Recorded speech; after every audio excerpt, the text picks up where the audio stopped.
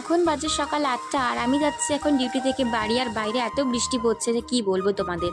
বাড়ি গিয়ে আমি সবার প্রথমে 1 কাপ চা বানিয়ে নিলাম, কারণ এই ওয়েদার, এই বৃষ্টি আর যদি 1 কাপ চা না হয় তো সেটা মানায় না।